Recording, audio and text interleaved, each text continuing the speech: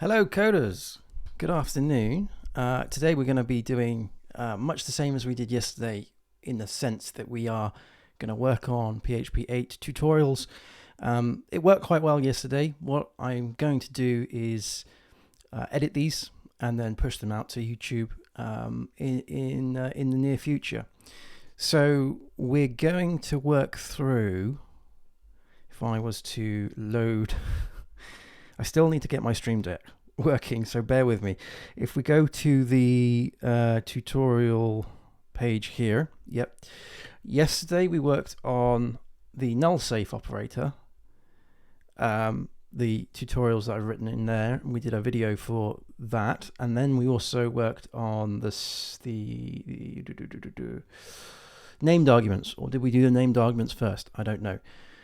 So either way, we did both of these yesterday, and today I want to work on the video for union types as well as the video for the sensitive attribute.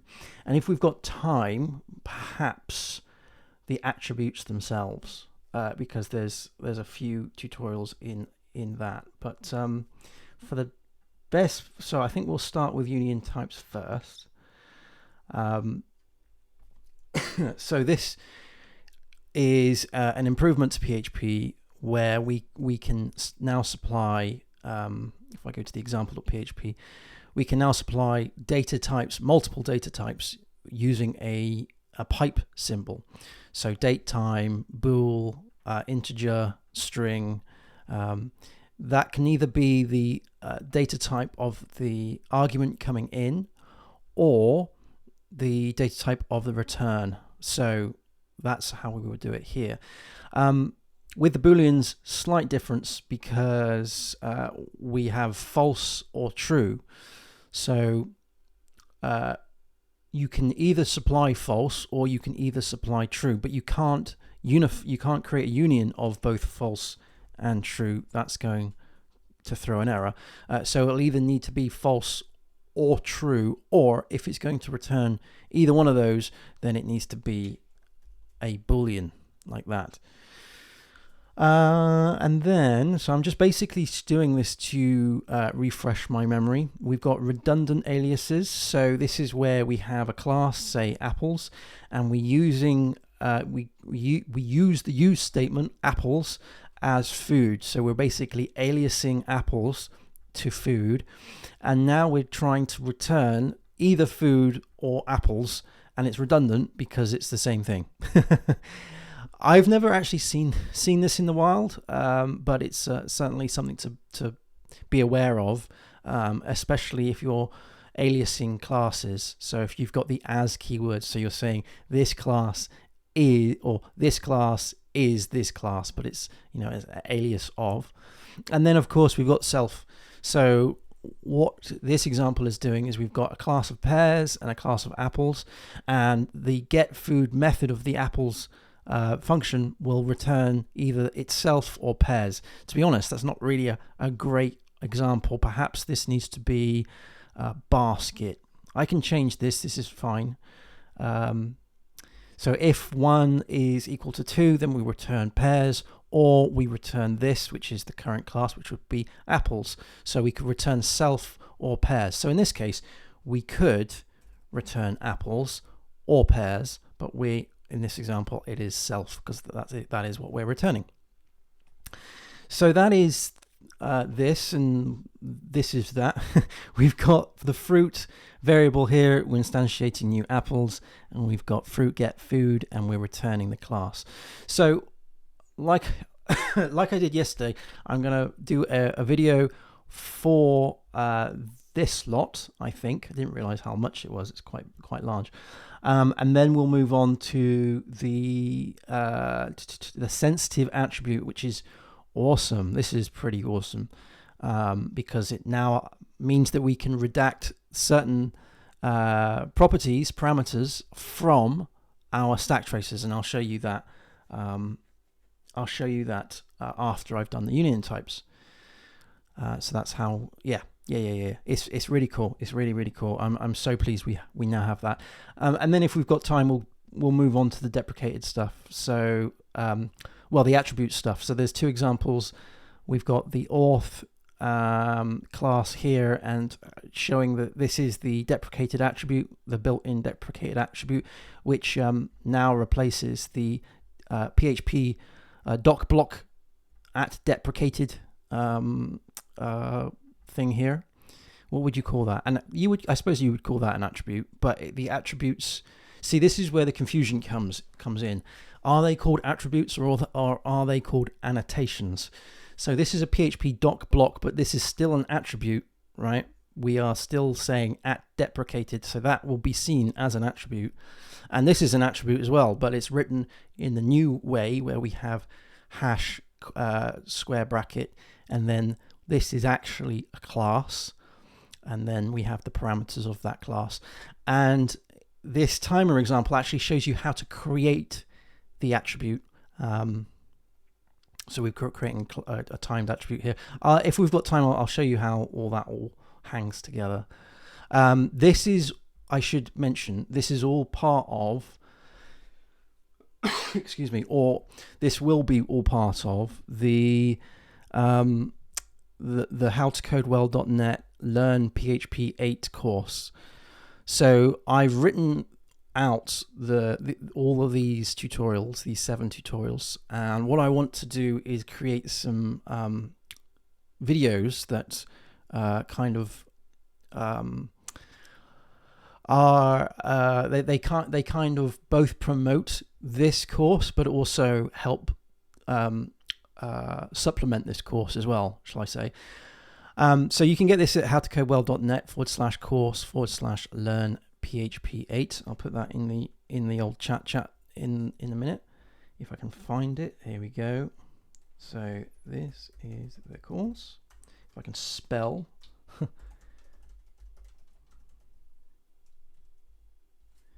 And of course, I'm not able to. That sucks. I'm not able to actually post the link in chat because my privacy settings, security settings are so tight that I can't actually do that. That sucks. howtocodewell.net/course/learn-PHP-8. Anyway, so let's go, and this is obviously the PHP docs. Let me go back to, I wish I had the Stream Deck up and running. Let's go back to here for a minute. Okay, is it possible to write PHP like in the old days with just the functions, not classes and inheritance and all that? Can you create a Learn PHP like in the old days tutorial, please? Yes, you can. You certainly can write PHP as it was in the old days. Why you would want to do that, though, I'm not sure. I suppose what is it that you're wanting to not do, and what is it that you can't do? I think are those two questions that I would pose. You can certainly just use functional programming in PHP. There's no need to create classes. You can create functional programming. That's fine. And in fact, one of the new features in PHP 8.5, which I haven't actually installed yet, I'm going to do so in the coming weeks, is actually a new feature called the pipe operator. So let's go back to the browser and I'll show you what this does. It's very, very cool. If we go to let's search for PHP 8.5 pipe operator. Let's go for the actual RFC here. So what we can do is use this operator here. So it's a pipe and then an arrow symbol, the pipe operator version 3. And we can essentially say that this input is that's the input list, and that also becomes the output for this input. That might sound confusing, but if I scroll down, we might be able to see some more examples. Here we go. So the old way of doing it would be like this, right? So you've got temp, and then that you essentially you give that the value of hello world as a string. And then you've got temp, and you want to do HTML entities, and I probably shouldn't have clicked that. Let's go back. HTML entities, you pass in temp as the variable, and then you want to do a str split passing in temp. So each iteration of these, temp is being changed and manipulated. Temp is the inputs here for and as well as the outputs. So again, we're doing an array map, str to upper, temp, and now here we're doing the array filter, and then the result becomes the final version of temp. So what we can do now in PHP 8.5 is run this pipe operator. So we no longer need to have this temporary variable temp. We can just say result hello world, pipe that into HTML entities, use the spreader syntax to say this is going to be the input for HTML entities, pipe that to str split, that is the input, pipe that into this callable function and this callable function, and the result becomes whatever is the output of all of this. So this is the old style of doing it. This is the new style of doing it. You can still do the old style if you wanted to. Totally fine with that. But that I cannot wait to start playing with this.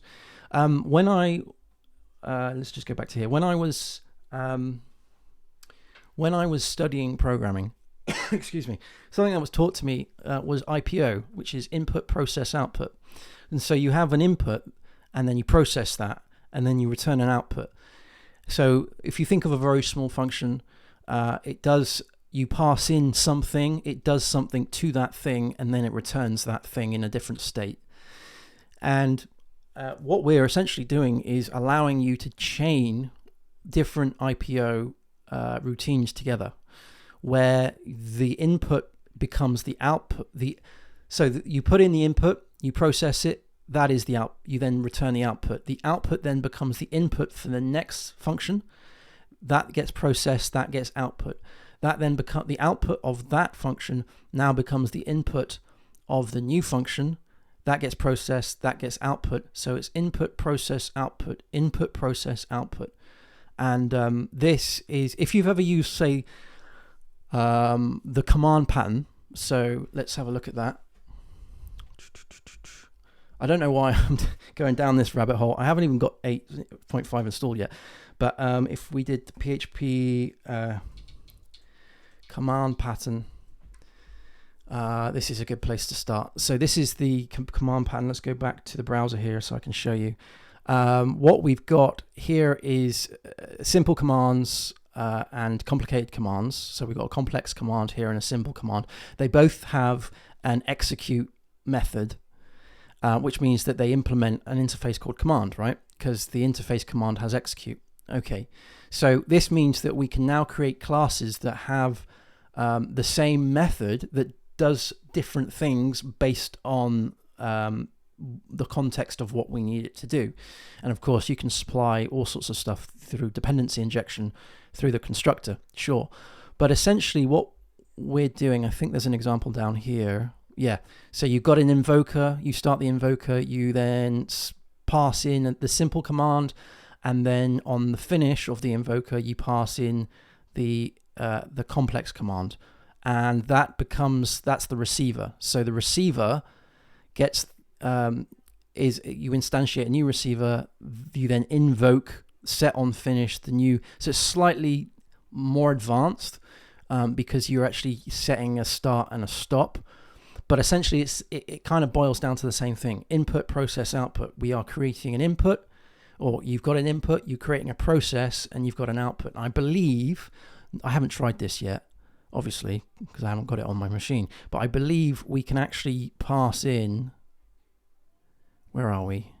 Classes, I think, somewhere.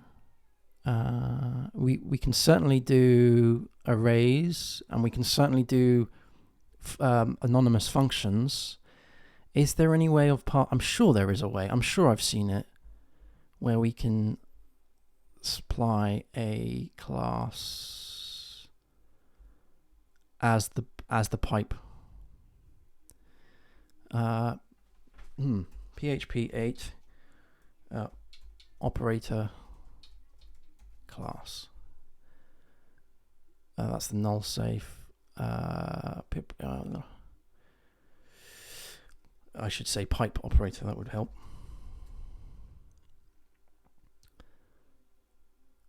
Let's have a look at this on the watch. So there's the trim.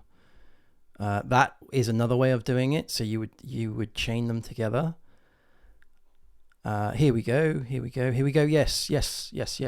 So you can pipe that to a new class. So new class, and then you run the class method. So you could have, in theory, piping to multiple classes and running the execute method for each of those. If you wanted to do it in more of a verbose way like this. Usually with the command pattern though, it's done in, say, a loop, where you can you define like a map of the commands, then you iterate over the map, run the execute in a polymorphic way. But you could, I think, do it like this. So you've got new class here, you could have a new class underneath that, and a new class underneath this, and so on and so forth, which is very awesome. But I appreciate that hasn't answered your question. So let me go back to here, Mo. I just want my website to be in 1,000. Whoa, 3. Why would you want to do that? That's disgusting. Is that 30,000 lines? Yeah, I don't actually think I've seen a 30,000 line file of PHP. I've certainly seen tens of thousands, but I think maybe 20, certainly 15, but I don't think I've seen anything as big as 30. That would make me cry, I think, if I was to open that, or at least make my IDE suffer a little bit. Okay, so let's move on to the tutorials. I think that would be a good idea. So let me just set everything up. I hope everybody's well, by the way. I've come back from a nice dog walk with both doggies, and the reason why I'm streaming during the daytime is because let me grab that. So I'm a contract PHP developer, and I'm currently out of contract at the minute. So I thought, hey, why not use this time to learn PHP 8 myself, and create a course around the different features that we've got. And what we have on here certainly isn't all of them. So what I'm going to do is do the union types, do the sensitive attribute. If we've got chance, do the attributes as well. But I guess at some point I need to start adding things to this. One of the things I want to do is the deprecated warning for dynamic properties, but we're not there yet. That's in the back of my mind. So let's have a look at these union types. So we've got Boolean here. We have an example. So I'm going to just call this something else. I'm going to say that this is multiple, like that. So just so I don't trying to remove the generic sort of example or index.php things. Right. Okay, let me see now. Right. So I'm gonna as I did yesterday, I'm gonna go to another mode in OBS where the chat is gonna disappear from the screen. And that will allow me to create a sort of a video that I can clip later on, and then I'll come back to the chat and I'll have a break in between each one. And so if you've just joined and you're wondering why you can't see your chat output, it's because I'm concentrating on getting my words right. And I will speak to you when I'm done. But it shouldn't take that long because it's not a huge, I don't think it's a huge example. Right, so tutorial mode activated. Let's move that over here. I'm going to just clear down all of this and open this up, and we're going to go into union types here, And I'm going to just do an ls, make sure we're in the right place. Yes. And we will start. I'll open up multiple first. I'll do that first. Okay, I'll grab some more squash.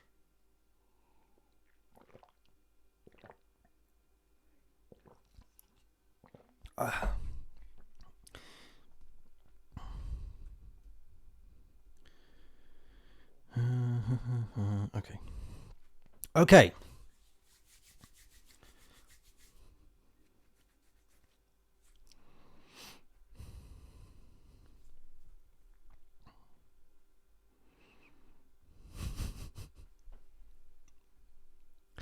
PHP 8 brings us union types. This allows us to have multiple types declared for both the input parameters as well as the outputs. So in this example, we have a function called do something, and we're allowing the variable anything to be either a datetime, a boolean, an integer, or a string. We're separating the data types using a pipe symbol.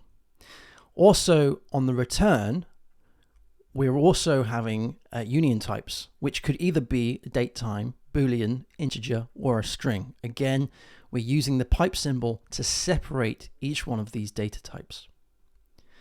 This is different, however, to the booleans, because a boolean could either be true or false. And one of the features that was added into PHP 8 is to allow us to return just false or just true.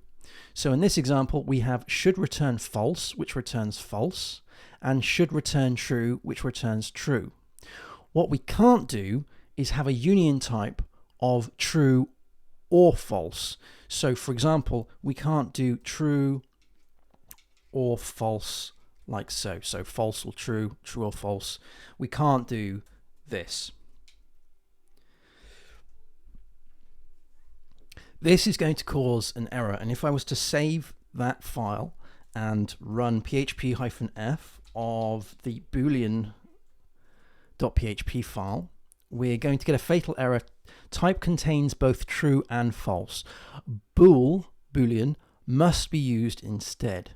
So in this case, we need to return a bool, like so, and also down here as well. So if I was to return this, that should now pass. So we cannot use true or false as a union type. We must return a boolean, as it can either be true or false. So this is an example here where if 1 is equal to 2, then we should return true, or we'll return false, which means that this needs to return a boolean. It can't return true, it can't return false, and it can't return true or false or true. It must return a boolean.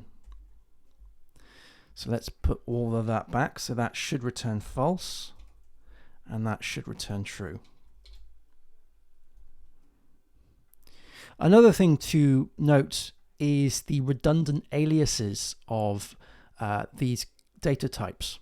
So in this example, I have a class called apples, and we're using apples as food. So we're creating an alias of apples, and we're calling that alias food. What we can't do is return apples or food as a union type. We can't say apples pipe food because it is redundant. Apples is the same as food. And if I was to save that and run this function, so if I was to call get food off of here, so if I was to do get food, and let's just var dump that, so var underscore dump, just so we return something. If I was to run the redundant aliases, we have a permission denied error. I'm gonna have to edit this out. Let me have a look. ls-al, what have we got? Redundant aliases, they are the same. Oh, because I didn't do that. Okay, let's clear that down. let's just do this again. Redundant aliases, that's it. So that's what the issue is. Duplicate type is redundant. Okay, I think what I'm going to do is just go through all of that again. Sometimes it does take me a couple of takes to do, but we will keep that in there. That's fine. Got the multiple, that's done.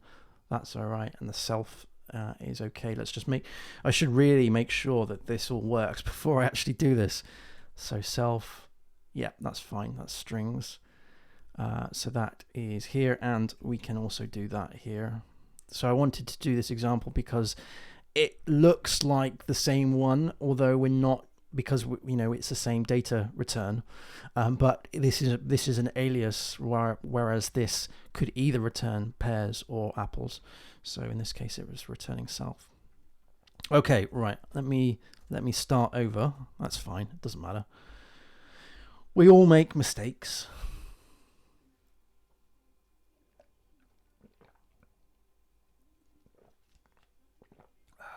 Right.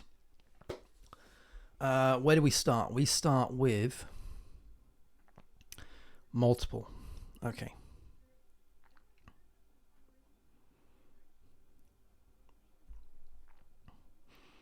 A feature of PHP 8 is union types. This allows us to define multiple types for both the arguments as well as the return data types. And we do so using the pipe symbol. So in this example, we have a function called doSomething. We give it an anything parameter where it could be a date time, it could be a Boolean, it could be an integer, or it could be a string. And again, we're splitting the data types together using the pipe operator. And as I mentioned, we can also do this on the return. So the return of this function could either be a date time, a Boolean, an integer, or a string, again using the pipe symbol to separate the data types that we're returning.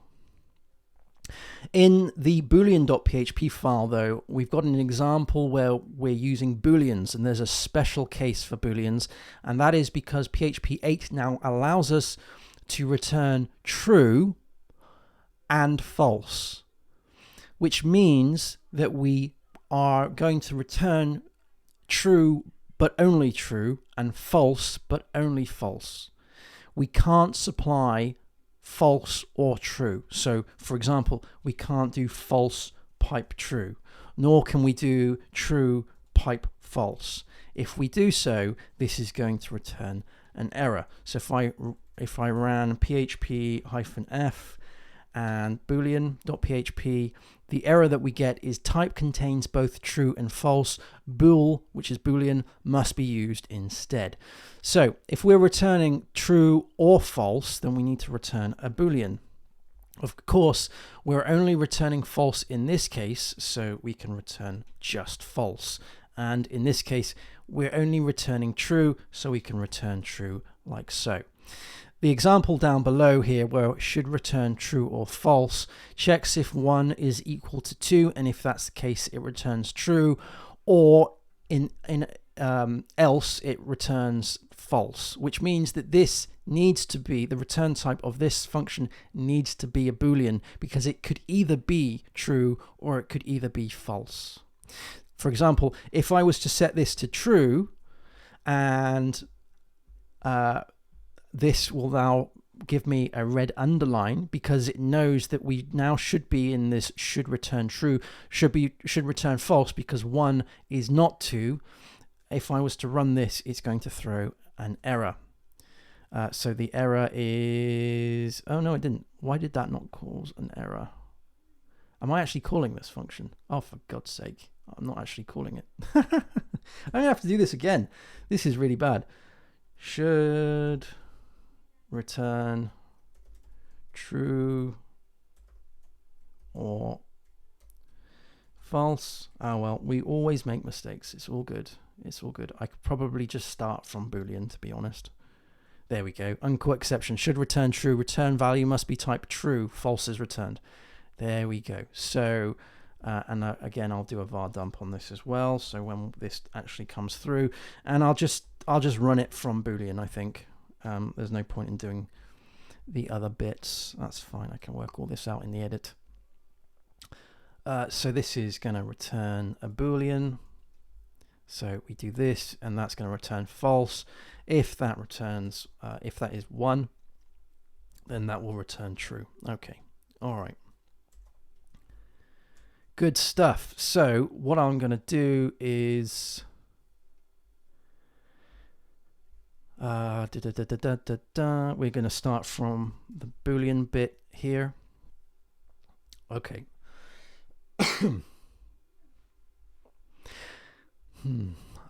Okay. PHP 8 also gives us the return. No, that's wrong. PHP 8 also gives us the data type of false or true. And in this case, no, that's wrong. It's not or true. PHP 8 gives us the data types true and false. If it is false, it has to be false. It cannot be true. And if it's true, it has to be true and it cannot be false. So this means that we can't use a Boolean for these cases. If, for example, I was to return a false, we have to use, yeah, no, that doesn't work. Let me do that again. Ah, here we go.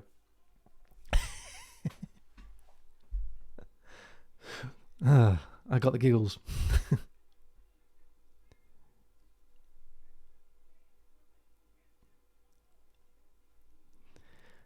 PHP 8 gives us the data type true and false. This means that the data type that is returned has to be true. It cannot be false, or it has to be false. It cannot be true, which means that we can't use a Boolean, because if it's a Boolean, it is either true or it's either false. If I was to scroll down here, we've got a should return true or false method.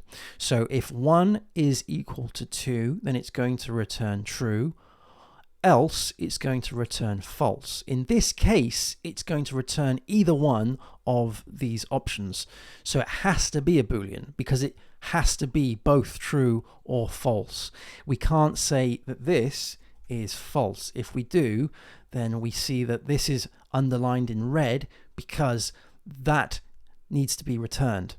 And in fact, if I was to run the file boolean.php, we can see that obviously this is going to return false, because I'm going to do this again because I'm just jumping over my words. That needs to be a bool. Let's start this again from the top. Okay. PHP 8 gives us the ability to have the data type of true and false. If we use this data type, though, it has to be true or it has to be false. It cannot be true or false, or true and false. It has to be either true or false. So this method here, should return false, cannot return true. It has to return false, because we're returning false here, which means we cannot have the union type of false and true. This is going to throw an error. If I was to run the boolean.php file, we have a fatal error. Type contains both true and false. Boolean must be used instead on line 3. So we're saying that this needs to be a Boolean, because this could either be true or false. So we do bool like so, and we return that, and that is fine. However, we know it's going to return false, and we know that it is only going to return false, and which means that we can use the data type of false. Same with the true here, it should return true. We know that it is going to return true, so it needs to return true. We can't use true or false. Again, that's going to throw the same error as well. So contains both true and false. So it's saying it contains both true and false because we're containing true and false in the return type. So when we're using the Boolean true or the Boolean false, we can't mix the two together. So we need to return true here. Now I've got an example below where we have a method here, should return true or false. And it's going to return either true or false depending on whether 1 is equal to 2. which means that it has to be a Boolean because we're going to return either one of those two data types. So for example, here, should return true if 1 is equal to 2. If we change that to 1, so it will return true. If we did false like this, that's going to throw an error because this needs to return true because it's calling the method above. So let's see if I can get this to fail. If we did boolean.php, the error is uncaught type exception should return true or false. Return value must be type false. True is returned. So we can see that that is trying to return true, but actually we're just returning false. So if I was to do, if I was to return true, this is going to work like so. However, if 1 is equal to 2, then we return true, which means that is now going to return false. This is going to throw an error, and it's going to be the reverse error of what we just had. So uncaught type exception, type error, should return true or false. Return value must be of type true, and false is returned. So should return false is being called, and so we return false, but we're actually returning true. This means that if your method, if your function is returning either true or false, then it needs to be a Boolean. However, if you know that it's going to return true and just true, then you can use the data type of true. Likewise, if you know if it's going to return false and just false, then you can return the data type of false. I want to show as well an example of the redundant, I want to show an example as well of returning self. So here we have the class pears and class apples. Apples has a method called getFood where it's going to return pears if 1 is equal to 2, or it's going to return itself, which is this. We can use self or pairs, so we can create a union type of self and pairs to return. So in here we're instantiating a new class of apples. We're var dumping fruit, get food, and we're returning the class of that. So the class is either going to be itself or pairs. So let's run this and see what we've got. So if we did php-f of self, that will return apples. It's returning apples because that is the current self, right? So apples is the self, which is here. If 1 is equal to 1, then it's going to return pairs. So let's run that, and we get pairs as a return. Now, this is different to the redundant alias that I showed. Now, this is different to the redundant alias. The redundant aliases is where we're using the... So this is different to the redundant alias. The redundant alias is where we're creating an alias for a class. So in this case, we've got use apples as food, and we're returning apples or food of this get food example. If I was to print this out, so if I was to do php-f of redundant aliases, we have the error duplicate type apples is redundant in that is the path and then the line number. The reason why this is throwing a fatal error is because both apples and food are exactly the same. We're aliasing food to apples, and we're returning that as a union. That cannot happen. Oh, right, that was painful, but we got there in the end. So I'm going to just go back to self here. Yeah, that's good. I haven't changed anything. That's great. Right, so that was a bit annoying, wasn't it? So let's go back to talking for a minute. So the next thing I want to do is the sensitive attribute. I'm going to make sure that this works before I do this.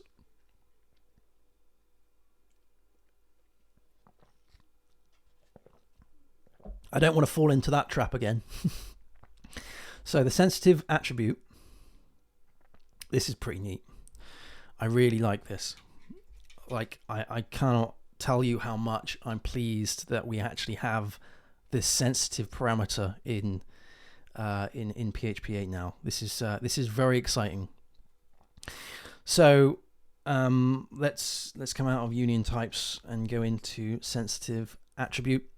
So I probably should show the example without the sensitive parameter. So here we've got an authentication class where we've got a login method with I really should put that in there, with the username and password, and imagine it's doing a bunch of stuff and then it throws an exception because something bad has happened. Perhaps it can't hit the database or something, so it can't log in, right? So you throw an exception, you can see that in the logs, it can't log in. The thing that is worrying is that the secret password is actually a part of the stack trace in clear text. So what we've got here, if I was to show you in the actual tutorial, there we go, and I'll put it on this mode so you can actually I tell you what, let's just get rid of that for a minute so you can see the chat. So let's start again because I've screwed that up. So we've got class auth, right? So that's the authentication class, and we've got a login method, which takes a user name and a password as a string. Imagine this goes off and does something to the database or whatnot, and it comes back with an exception, throws an exception. It could be, anything could go wrong. Doesn't matter what. So we've just mimicked an exception here. It cannot log in. And we've put this in a try catch, right? So we're catching the exception, and we might be logging the stack trace to a log file. What we'll find is that the secret password is actually part of the stack trace, which is obviously a huge security risk because we shouldn't be having clear text security credentials in our logs or in our stack traces at all. So I'll just quickly demonstrate how this works without the sensitive parameter. Essentially what the sensitive parameter does is it means that when we add this attribute to an argument, it will redact the value of that argument from the stack trace. So I'll give you an example of it working. I'll just take the chat off just so we can see it properly. So if I was to load that up, if I was to run php-f without sensitive parameter, we can see that this is the stack trace that gets returned. If I was to do var dump get trace, right? So we've got the file here, we got the line numbers, we got the function that was called, we got the class that were called, and now we have the properties that were, the arguments that were supplied. Now looky, this here is a clear text password.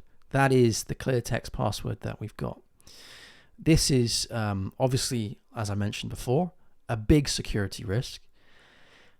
What we have now in PHP 8 is sensitive parameter attribute. So if I was to run the same thing, but all I'm doing here is I'm creating a sensitive parameter attribute, adding that to the password.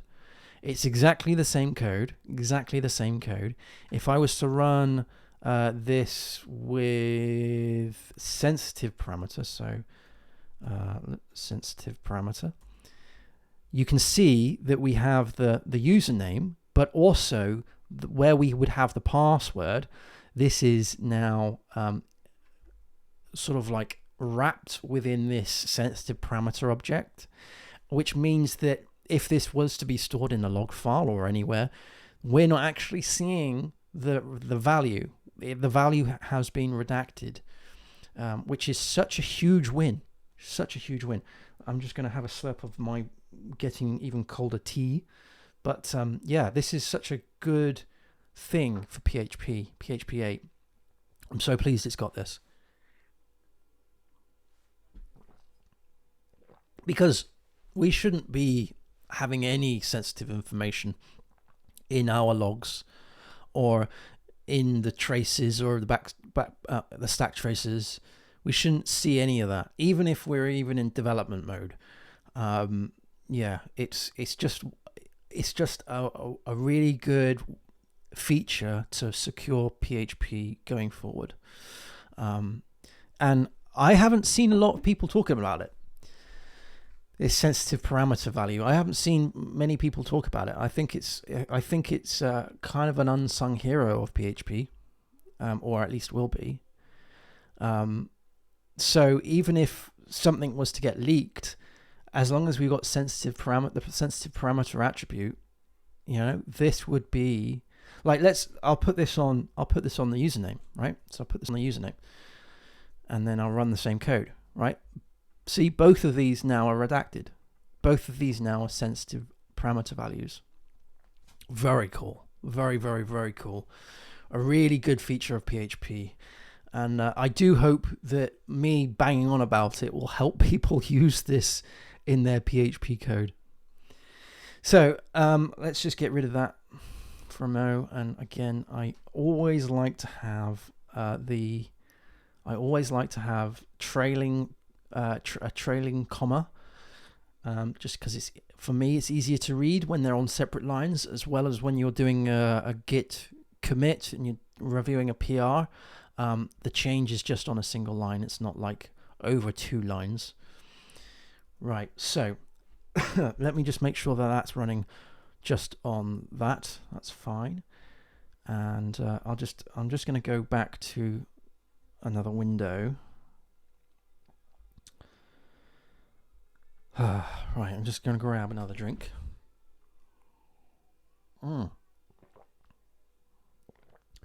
I reckon we can get that done today, this sensitive parameter one. Another thing that I wanted to play with is the dynamic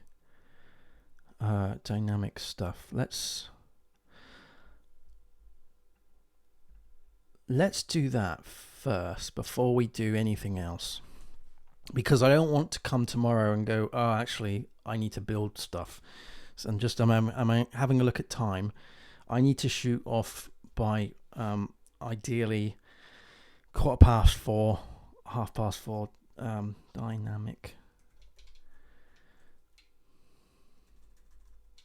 Dynamic, can't spell.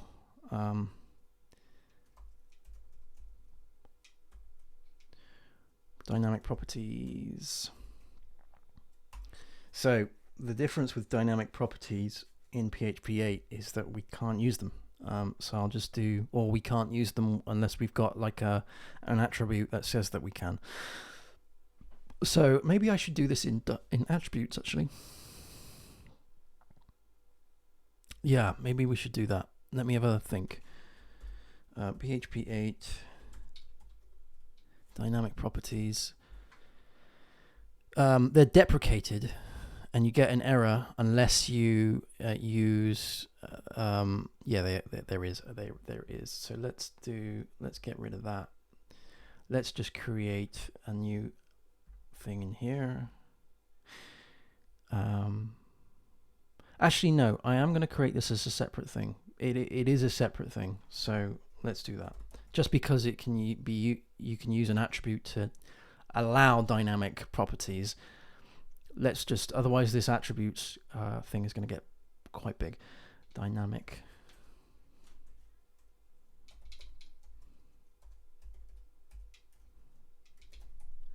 Okay, so what we have is a new file. And we'll just call this deprecated.php. So the idea is that we would have, say, a class. Let's just create some PHP.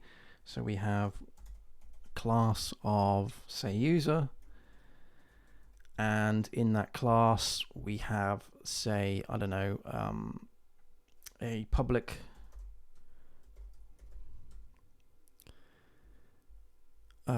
function, or not public, it's public name. So it's a public property name. We'll give it a data type of string. And then if we did something like user is equal to new user, and user name is equal to Peter, that will complain.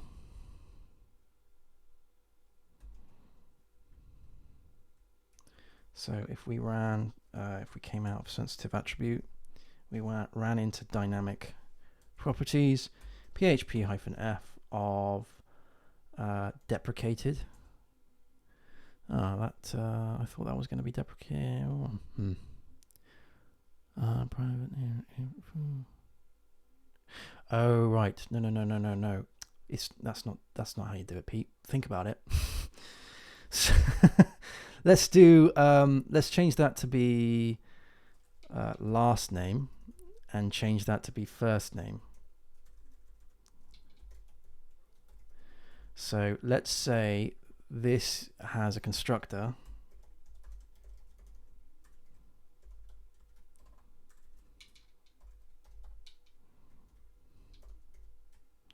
where we're passing in a string.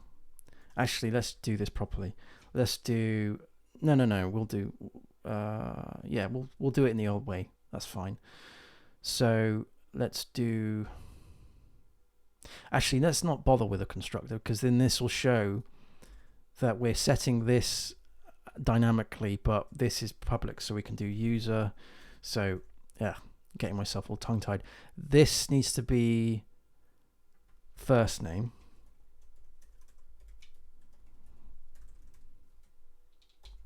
And we are, so first name is Peter. Last name is going to fail because last name hasn't been set.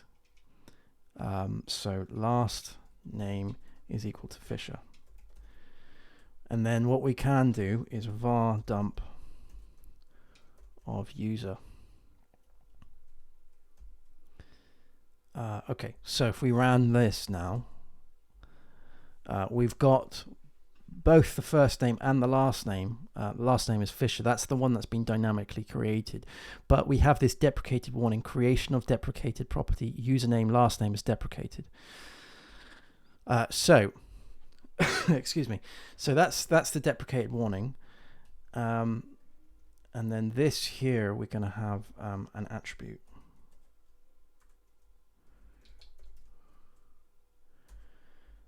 So the attribute, which I think we put on the actual the property itself. So we could, on the class itself, sorry, because there isn't a property, obviously.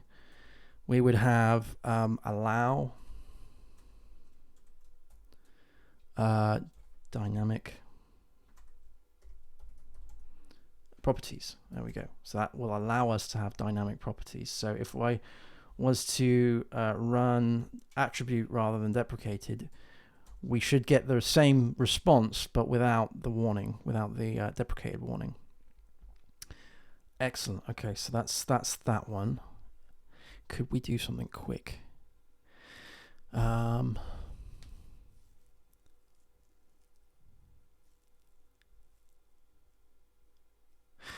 there's something about standard classes here. Object new, standard class, foobar. Neither of these snippets above emit dynamic property deprecation notice because standard class eternally has. Okay, yeah, I'll do that as well. So let's do.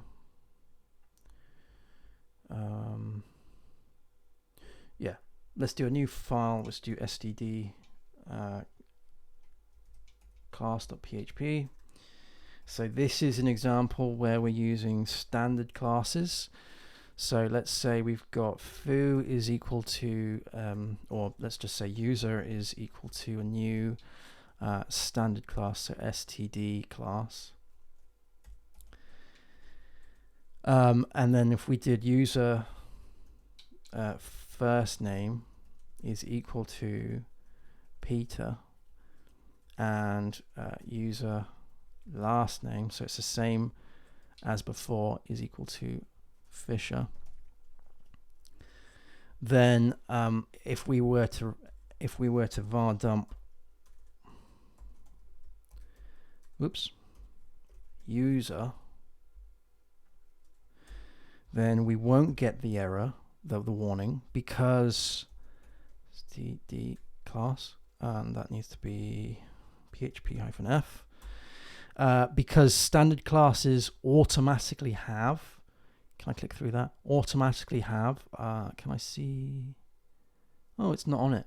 It's not on it, but it, unless it's in the use statement. But standard classes automatically inherit the allow properties, dynamic properties attribute, which means there is something pretty awesome. If we were to copy this and do standard class, let's call that capital C, and then standard class parent, right? And let's just rename that to be a capital S as well, C even. Right, the standard class parent, right? So what I'm going to do is I'm going to copy that, paste it in here. But, so this is going to cause a problem, right? As we've seen before. But the way to get around this without using the allow dynamic attribute, allow dynamic properties attribute, is to extend std class, standard class. So why is that? It's extends, not extend. There we go. So if I was to now run php-f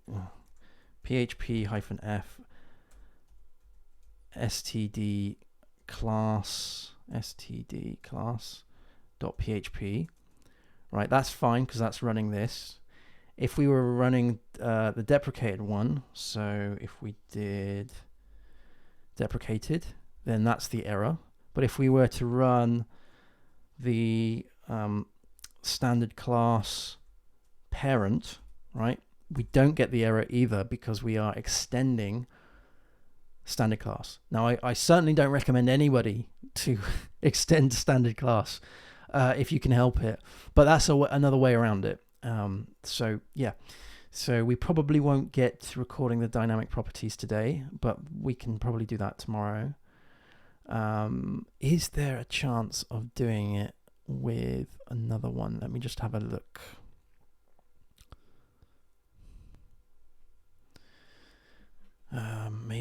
Maybe not.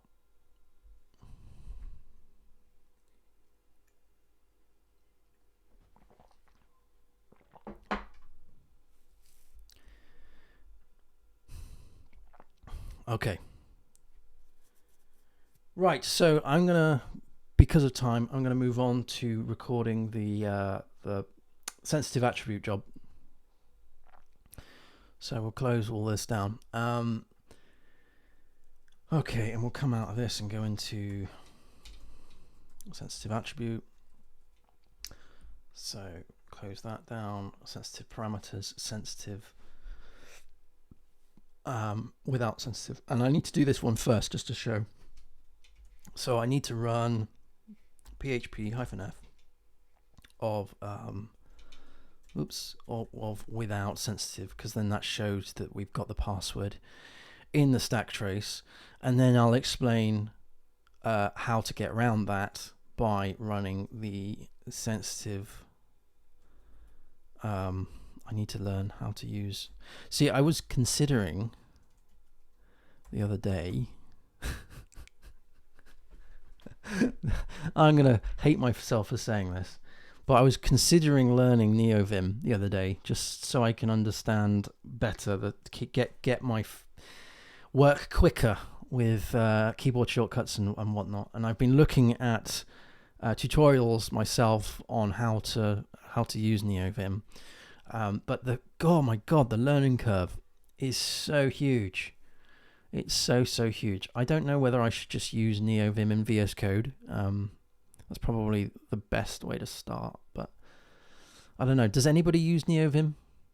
Has anybody got experience with NeoVim? Is it worth the pain?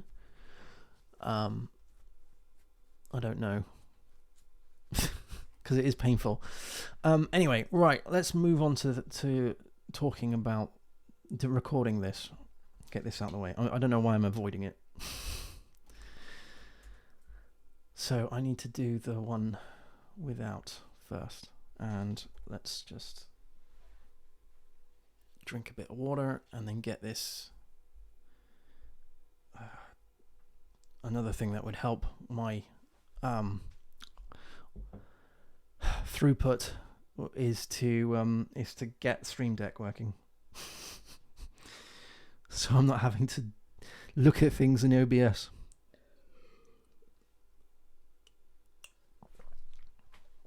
Okay.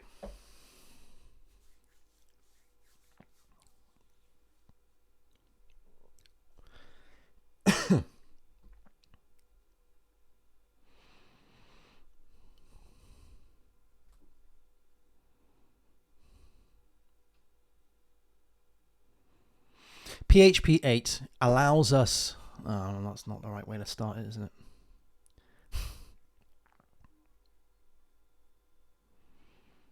In PHP 8, we can now redact sensitive information from our stack traces. In this example, we have a login function. No, I'm going to start that again because it's not a function, it's a method within the auth class. You're an idiot.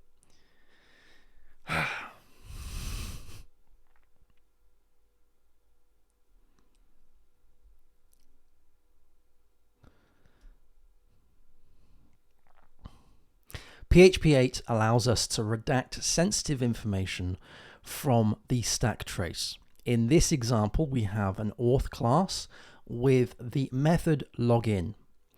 This is taking a string of username and a string of password. And imagine this is going to log a user in, and it does some things with a database and other bits and pieces like that, and it throws an exception.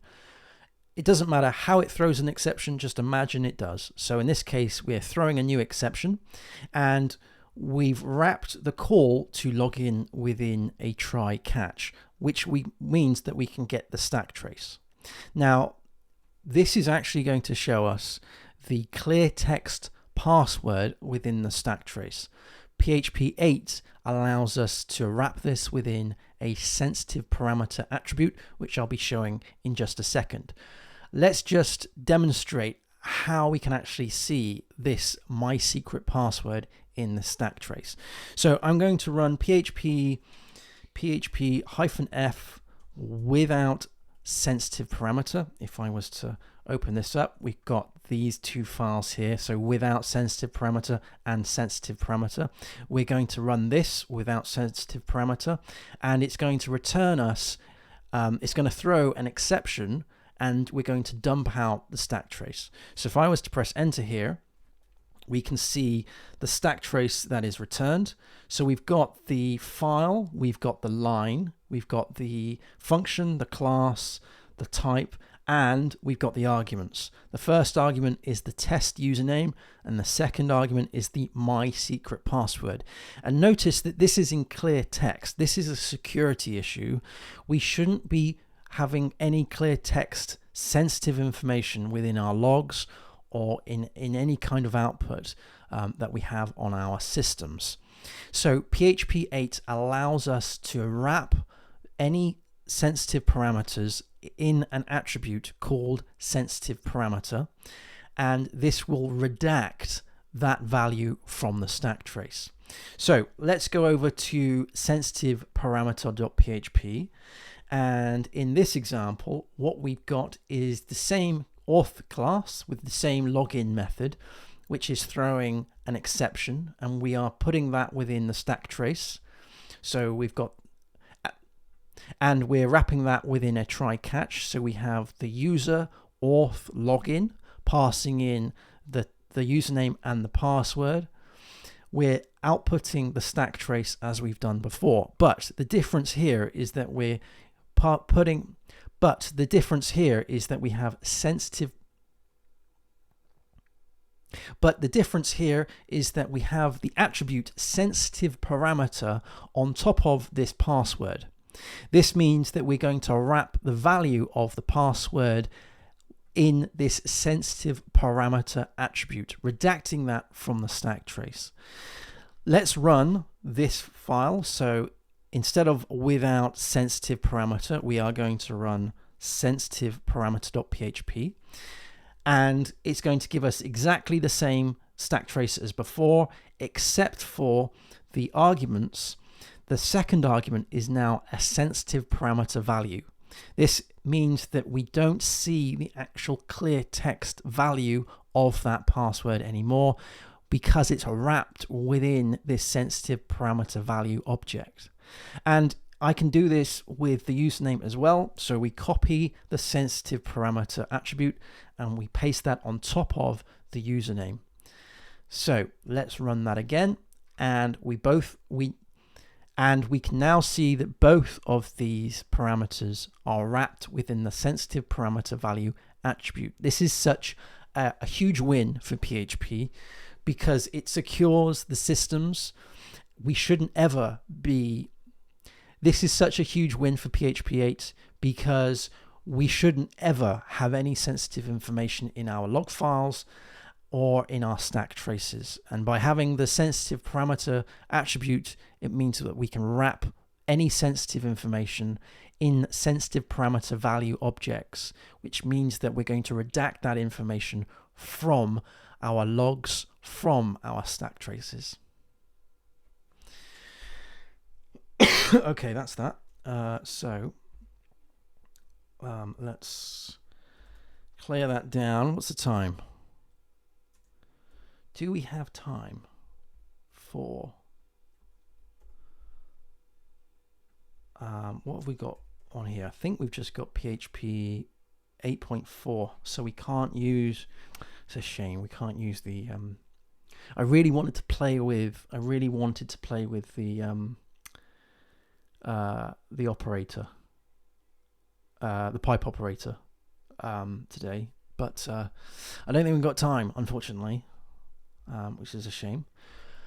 Let's have another look at the other bits and pieces of good old PHP 8. Let's just move that away. I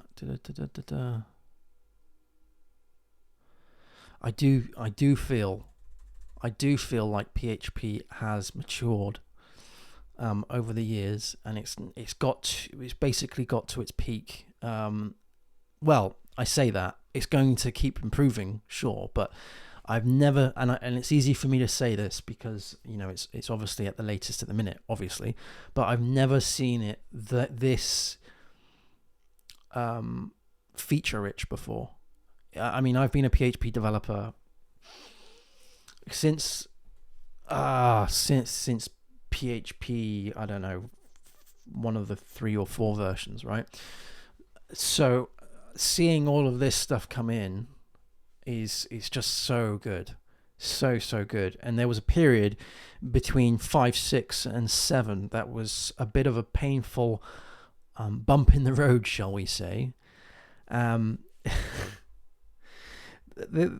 don't know, the PHP has been one of my languages that I've always gone to, and I really do.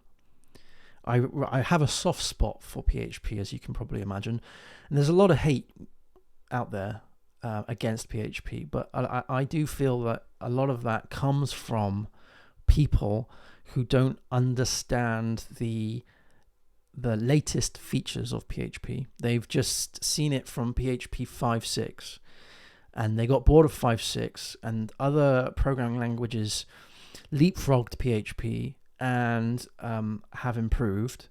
And there's certainly programming languages out there that do things that I wish PHP did. But I'll always have PHP's back, I think, because PHP has been something that I've used from the get-go in my career, and I do believe that it is that the community of PHP, the reason why these features are coming in, the trajectory of where PHP is going, is something that I'm really bought into. And also the fact that they're doing it in such that they're improving PHP in such a way that you can still use, as was mentioned by one of the chat members before, you can still use the old style of PHP if you wanted to. There's no like, oh, now you have to use classes for everything. You can, if you wanted to, use functions. And I think because there's so many frameworks out there that are all pushing PSR, and they're all using good practices and standards, and they all seem to be, if you look at it from a high level point of view, they all seem to be trying to push PHP forward rather than dictate where PHP should go. Whereas sometimes I think of that with JavaScript. I think that JavaScript, there are so many different frameworks of JavaScript, and I think that some JavaScript developers want JavaScript to go in different directions. For example, I mean, just as an example, there are 101 ways to use JavaScript packages. I mean, for example, you got Bun, Core.js, Require.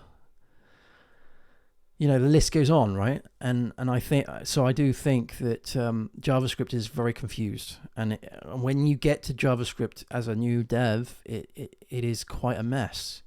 You're like, do I do this or do I do that? Do I use Babel? Do I use TypeScript? And depending on which tribe you end up with, will be you'll be so blinkered by the other alternatives. And when you go and actually venture to those other alternatives, you'll get a load of hate. And there doesn't seem to be that in PHP. You've got like Symfony and you've got Laravel. And yes, Laravel's very opinionated, but it's still using components of Symfony, right? They haven't just kind of rebuilt everything that Symfony's got. There's a space for both. There's Falcon, there is Cake PHP, there is Yi, there is Concrete. There's all sorts of different frameworks for PHP, and they all are using Composer, and they are all driving PHP forward rather than trying to fork PHP in a different direction. Whereas that's what I feel like with JavaScript sometimes. Oh, it can be written on the server using Node. Oh, it can be written on mobile apps. Or it can be used in, I don't know, your PWAs or your Electron or something. And it gets very confusing. It gets very confusing because you've got this tool that can basically do everything. And that some people might see that as a good thing. But personally, I find that a bad thing. I'd rather have a tool that does something and does something well rather than a tool that can do 101 things reasonably well. But I'm probably going to get a lot of hate for this anyway because a lot of people don't like PHP. And they think everything should be written in Go or Rust or Python. But for web systems, I think PHP is the best thing you can use. For data analysis and sort of like data crunching, then Python is fantastic. And for like microcontrollers and writing code in a sort of a closed way on hardware, Python is great for that. So like MicroPython, I've used that before. That's fantastic. But as soon as someone sees JavaScript and they go, oh, we can also put JavaScript on the microcontroller, or we can also create an operating system using JavaScript, or we can also use serverless with JavaScript, it becomes so broad.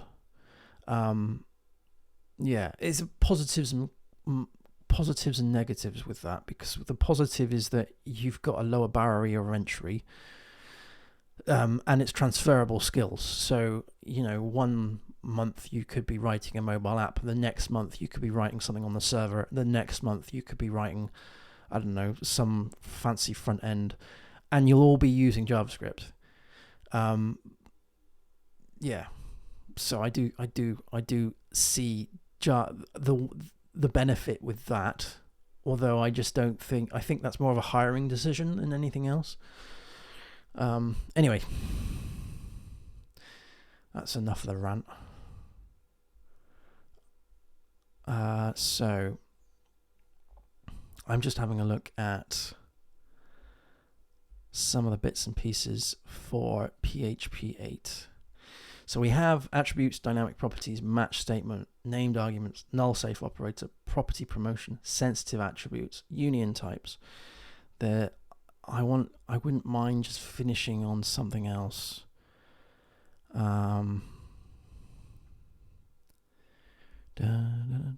Is there anything I've forgotten? I'm sure there is.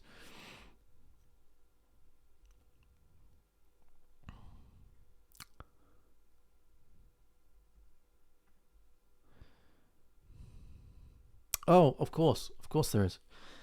Yes, there's a whole bunch of different string functions. We can do some of that. That sounds cool. Yeah, let's create a new folder. Let's do string contains. Whoops.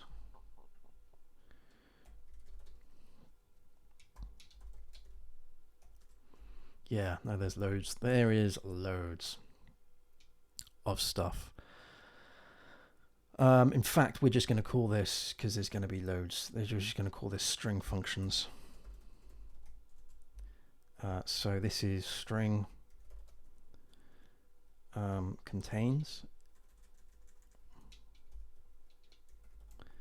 .php, and there's going to be another one. We'll call that string ends with .php, and string starts with .php. Yeah, no messy functions for finding if a string contains a string. So let's say, for example, we have we'll do old way first, and then we'll do new way. So the old way would be, because it's going to return a boolean, right? So the old way would be something like has string is equal to strapos, and the haystack that we're looking for is, let's say, hello. Well, the haystack is hello world, and the needle we want is let's do hello world. Okay, so that will return boolean. So in fact,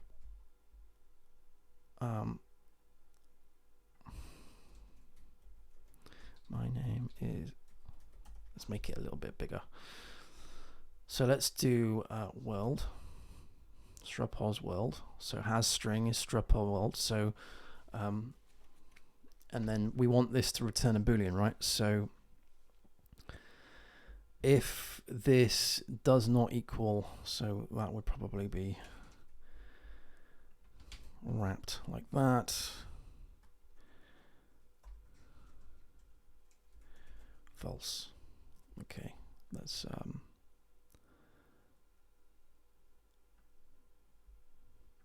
okay, I'm gonna have to do that to make this fit. So has string, so let's do a var dump of has string and run the code.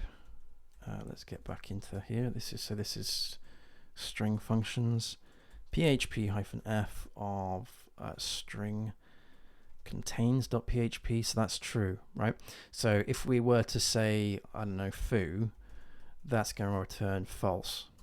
Now, I've always found this very awkward because you've got false here and you're looking for if that is true. So if it's not false, yeah, it's very weird.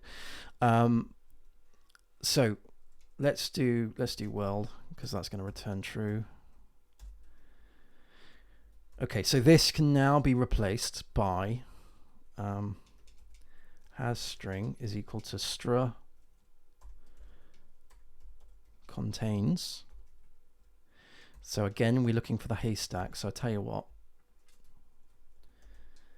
this will make it a little bit shorter. Haystack is this.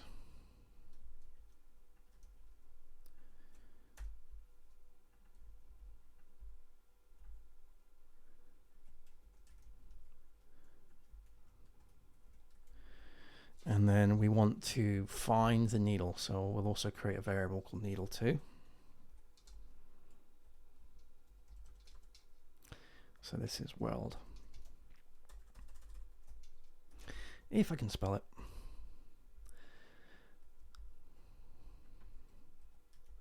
Again, another life improvement from PHP. This is going to return a Boolean based on whether or not the haystack contains the needle. So we don't have to do this stupid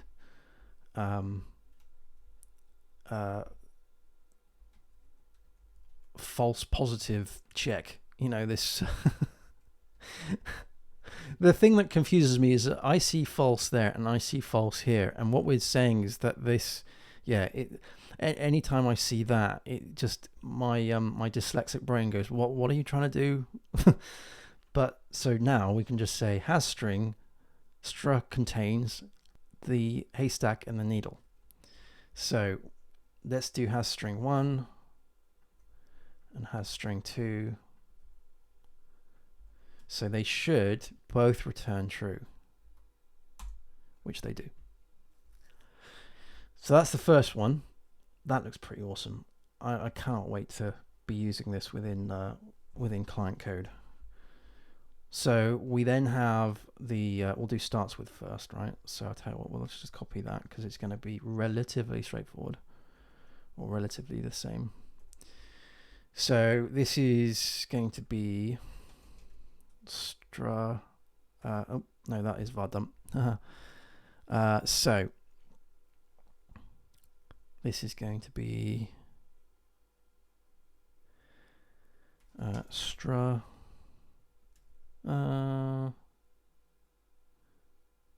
let's just do the new way. Oh yeah, you get the idea. Doesn't matter. Let's do, so this is the new way of finding that out. Oops.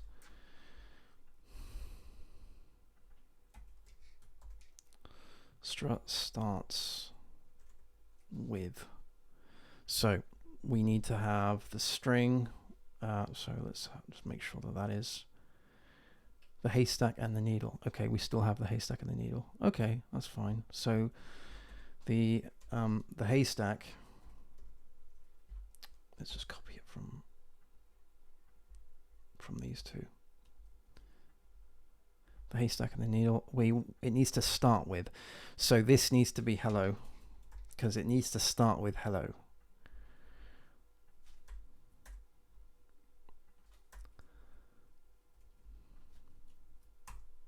So that is the wrong one.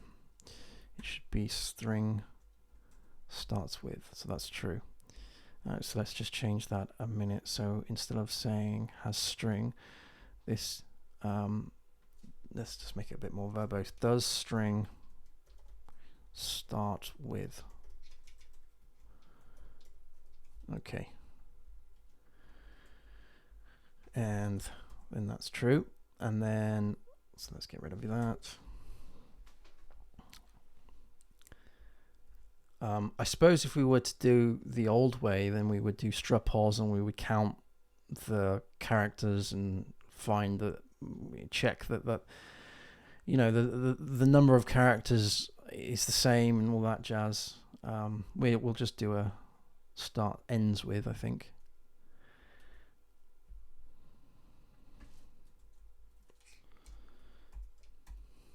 So does string end with? So let's do Peter here.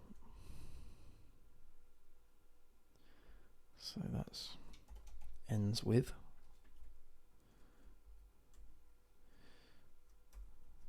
Ends with.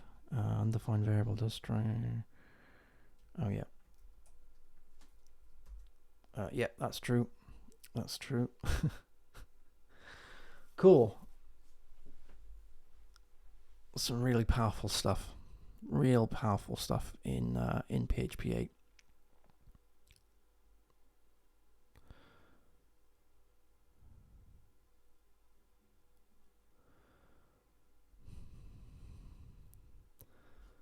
I'm just reading that there was this 0 equals foo. Let me just a new folder. Let's do string to number. Check. This can't be a thing. Surely not. I've never seen this before.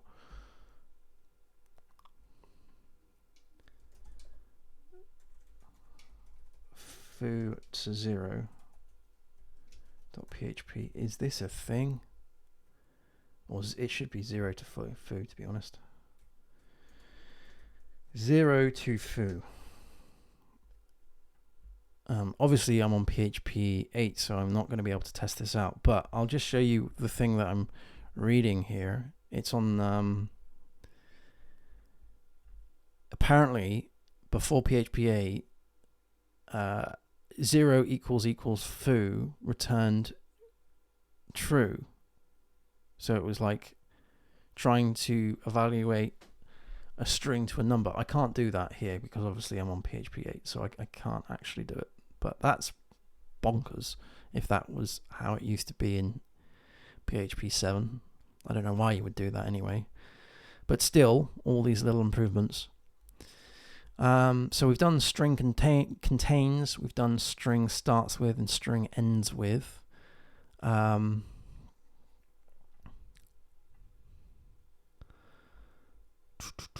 We've done the match, we've done named arguments, we've done attributes, we've done what's happened with inheritance? Excuse me.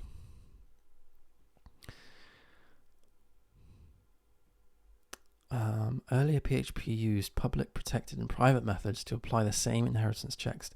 In other words, the same method signature rules as the protected and public methods should be followed. Because of this, children's classes would not be able to use private methods. This updated in PHP 8. Oh, okay. Private methods cannot be final as other classes never override them.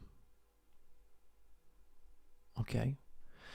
Based on the weak map RFC introduced in 7.4, PHP 8 introduced a weak map implementation. Weak map has references to objects that do not prevent the collection of garbage from those objects. Oh. They also introduced caches that contain references to entity classes to improve the performance of relationships between entities, taking the example of ORMs. As long as, I'll show you what I'm reading here.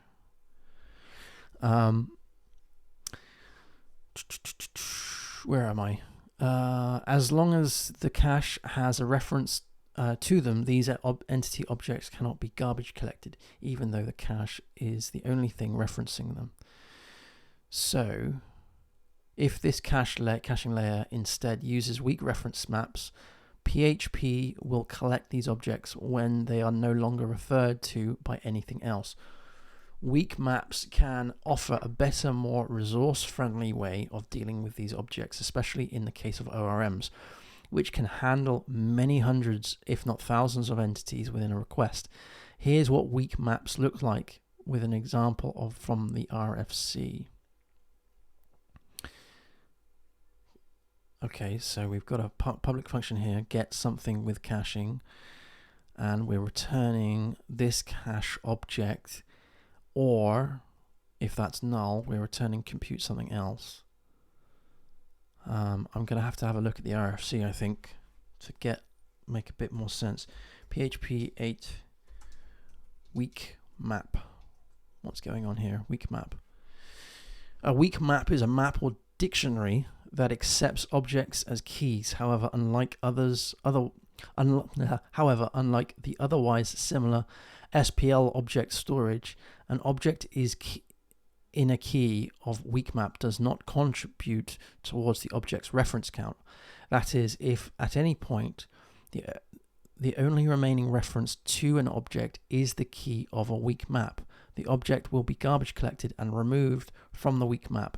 Its primary use case is for building caches of data derived from an object that do not need to live longer than the actual object, Weak map implements the array access traversable, iterator, aggregate, and countable. So in most cases, it can be used in a similar fashion as an associative array. Hence why we have all of these methods up here. So this is the usage example. We've got a weak map, which is a new weak map. We've got a standard class. We have a class A with a destruct, which echoes in dead. Weak map, we are assigning the object of the standard class to a new A. So how does that work? So that is the standard class. That is obviously a new instantiation of the A. Okay, I see that. So we then var dump the count of the weak map, which means that we should get 1. Yes, we do. We get 1. We then unset the variable, which is O, which is the standard class, which is the first index of the weak map. We echo done, and then we var dump the count again, and oh, I see, and we get 0. Okay, so this is basically saying, that's clever. I'm not sure when I'm going to use this, but it's clever and it's good to know that when we're creating a weak map, we can remove the object, which is the key of the weak map, and it will unset it rather than store it for garbage collection. A weak map is a dictionary, that accepts objects as keys, yes.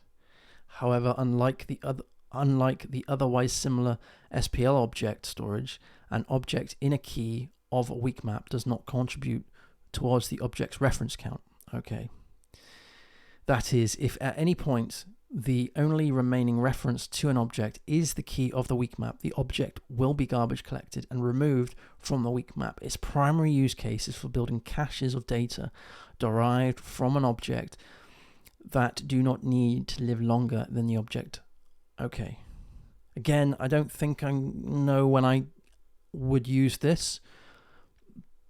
I guess if I was to build any form of containers or anything like that, so dependency injections, and I perhaps am creating some on the fly, but again, I really can't think of when I would do that. But it's good to know that we can do that, right? It's good to know that we can do that. PHP's implementation of a weak map allows for the iterating over the contents of the weak map. Hence, it's important to understand why it's sometimes dangerous and requires careful thought. If the objects of a weak map are managed by other services such as Doctrine's Entity Manager, it is never safe to assume that if the object still exists in the weak map, it is still managed by Doctrine and therefore safe to consume.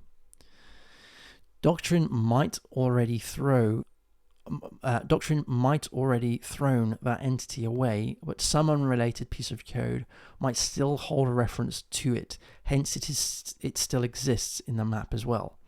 If you are placing managed objects into the weak map and later iterating over the weak map, e.g. after Doctrine flush, then, for example, such objects, you must verify that it is still valid in the context of the source of the object.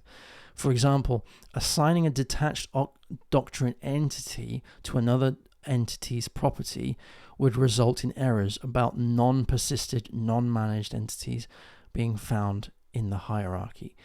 That is some really good input there about using weak maps with tools like Doctrine, I've certainly come a cropper where things are not, say if Doctrine was to just crash, it closes the connection to the database and it detaches various objects. Usually when I'm running a long-standing command where it's doing all sorts of batching of various different things. Yeah, that's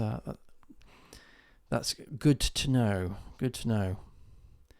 So this one is weak map and SPL object have different behavior when iterating in a for each loop. While the key in the SPL object storage is numeric index of the inner array, the weak map key is the object reference. Yeah, as we've seen above, right? So we've got we're putting in the object as the key here. So if we scroll down to that example, when we're looping over, we're getting the actual output.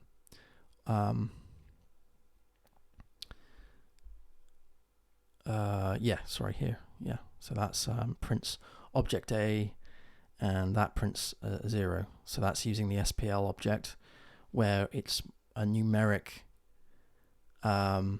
index, but the weak map has the objects as the associative as the keys, meaning that it is an associative array.